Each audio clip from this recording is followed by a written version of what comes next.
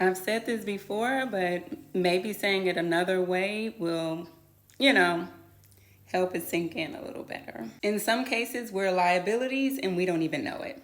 Clock that T. You can be so unaware of yourself that you're self-sabotaging and self-destructing, and you don't even realize that it's affecting the people around you. You're just oblivious. You have no conscious awareness of you. You don't know where you end and another person begins, or vice versa. You're just lost in the sauce. You're just lost in the sauce. You don't want to be that person who's so unaware of self that you just do any and everything. Like, you have no boundaries, you have no values, no morals, or nothing that you wouldn't do or stand for. Lost in the woods, skipping through the woods. Okay. There's a difference between being carefree and at peace. And me personally, I want to be around people who are careful. They are aware of their environments and themselves. If it's going to cost me more than I'm willing to give, or to go through experiences that I'm not willing to partake of the consequences of because you are not aware of yourself, I don't know that I want to spend time with you.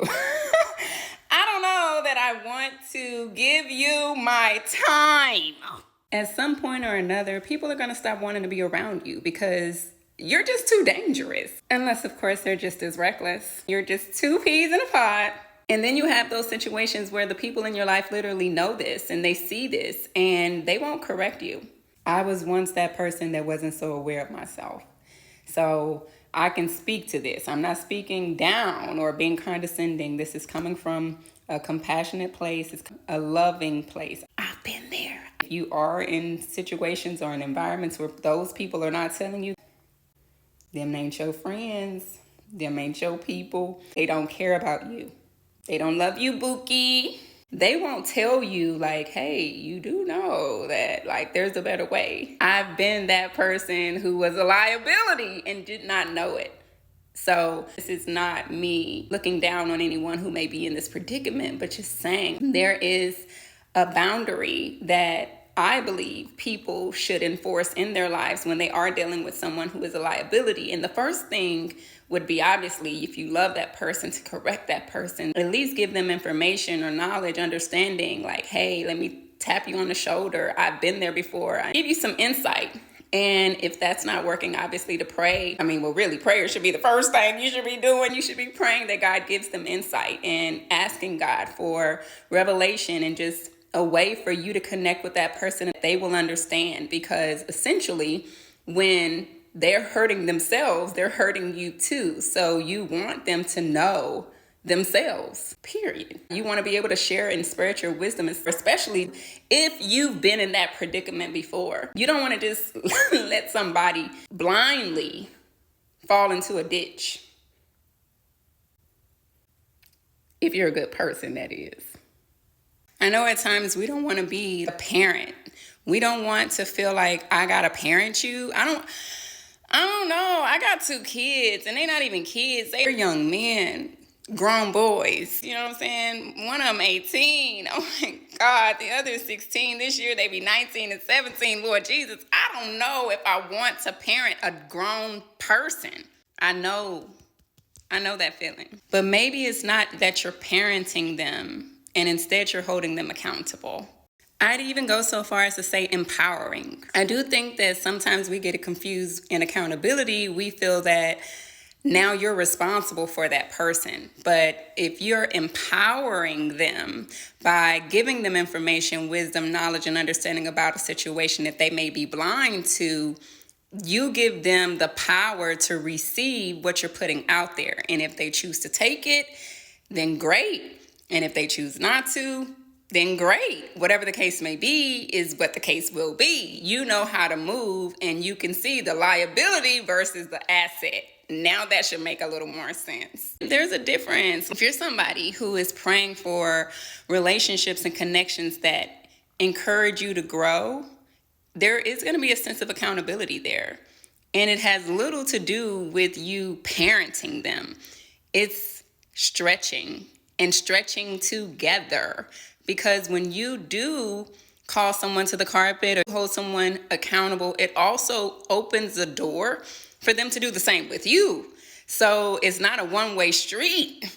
It's not just you saying, oh, you should be doing this, you should be doing that, you should be doing this. It is a two-way street. It is a two-way street. They get the opportunity to hold you accountable as well. And that's where you have that reciprocity. We've been talking about the blessing of relationships, and that's a portion of the blessing of a healthy dynamic. It isn't a one-way street. It isn't just scolding somebody, you parenting them like they're a child. Granted, I feel like this is the part that really makes us uncomfortable, because that two-edged sword, if I'm seeing in you something, then clearly there's something in me. It takes one to know one. If I'm giving constructive criticism to someone else, then I'm opening myself up to receive it as well. And a lot of us cannot receive constructive criticism. A lot of us are not prepared to hear how we can be better. So we'll be quiet. Let me shut up. Because if I start opening my mouth, am I really ready to hear about myself? That's when you got to be honest with yourself. Are you? That clearly means that you're really not ready to grow. Either you've become complacent and you don't want to be stretched. You don't care to improve. It's a moment of self-reflection there. A big moment of self-reflection. That's when you get to see that you're the liability too. Tisk, tisk. Essentially, you see how correcting someone else can affect you too. Afflicting someone else can affect you too. And you may not want to do it because you don't really get pleasure out of it. That's what makes you righteous. Yet you know the fruit that it will bear. Just think about, like, in terms of parent-child. Let's take it there. I want you to think about when a parent whoops their child and they discipline them some way, somehow. If they're not wicked, okay, but they're like a righteous, God-fearing person, they don't always feel good about whooping their kid. They don't always feel good about disciplining their child. It hurts them too to hurt their child. So you may or may not see it that way, but anytime you afflict another person, it affects you too. Unless your heart is just completely hardened and you have no soul. Boomerang, karma, sowing and reaping, whatever, however you want to see it, it affects you too. Pray for discernment. Pray to God for discernment. Ask God to give you spiritual insight to help you know and see yourself versus others, opposed to others. Ask for deflection and reflections so you can see difference. Ask God for difference. Ask God for, oh my God, I know it's not going to be easy, but I'm going to say it. Ask God for challenges. Ask God for growth. Lord Jesus. There's really no way that you can prepare for that. I ain't gonna lie to you, because the way you think God gonna give it to you is not gonna be the way God gives it to you, because you do not know it all. But I will say, be prepared for whatever. Be prepared for whatever, baby. Be prepared for whatever. Growth. Be prepared to receive what you're asking for when you ask God for it. I believe Beyonce said it best. When you hurt me, you hurt yourself. So I want to be that person. We got to wisen up. Recognize that it's a greater impact. There's a bigger story here. There's a bigger picture here. And everyone is affected by it.